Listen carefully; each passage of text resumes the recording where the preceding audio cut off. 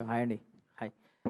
Actually ఈ cinema అదే ఒక 2 ఇయర్స్ నుంచి హోల్డ్‌లో ఉంది. రిలీజ్ విషయంలో హోల్డ్‌లో పెట్టారు.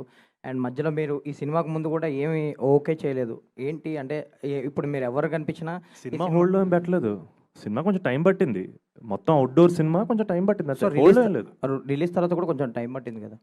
రిలీజ్ తర్వాత. అదే సారీ షూటింగ్ తర్వాత కూడా కొంచెం షూటింగ్ తర్వాత అనివార్య కారణాల వల్ల టైం. సో అనివార్య కారణాల వల్ల కొంచెం డిలే అయింది కదా! సో మిమ్మల్ని ఎవరు కనిపించినా మీ సినిమా ఎప్పుడు అని అడిగేవారు. మీరు కూడా చెప్పేవారు. అండ్ అంటే ఇప్పుడు మీరు ఈ మధ్యలో గ్యాప్‌లో కూడా ఏ సినిమా యాక్సెప్ట్ కూడా చేయలేదు. అంటే ఏంటి గ్యాప్ ఏంటి? అండ్ ఇప్పుడు ఈ తర్వాత ఫర్దర్‌గా ఎలాంటి సినిమాలు చేయబోతున్నారు? అంటే అప్పుడు గ్యాప్ లేకుండా చేయాల్సిన అవసరం ఉంది. థాంక్స్ టు సంగీత్ శోభన్ ఈసారి గ్యాప్ కుదిరింది. అతను బాగా డబ్బులు సంపాదించడం వల్ల నేను కొంచెం రిలాక్స్ అయ్యే ఆపర్చునిటీ దొరికింది.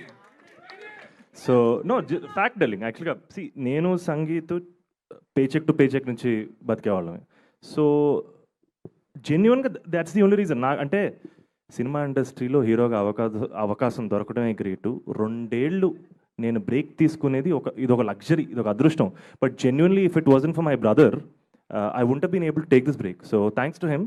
నేను ఒకసారి ఆలోచించి ఈసారి మళ్ళీ ఒక కథ చెప్పాలనుకున్నప్పుడు it should really matter. And ఈసారి ఏ కథ చెప్పినా నేను అన్నట్టు నాతో ఆ పాత్ర ఎలా ట్రావెల్ అవ్వో ఈ సినిమా కూడా మీ అందరితో ఒక 20 ఇయర్స్ ట్రావెల్ అవ్వాలి. అలాంటి వాల్యుబుల్ కథ చెప్పాలనుకున్నాను. I think that's the reason I took that time.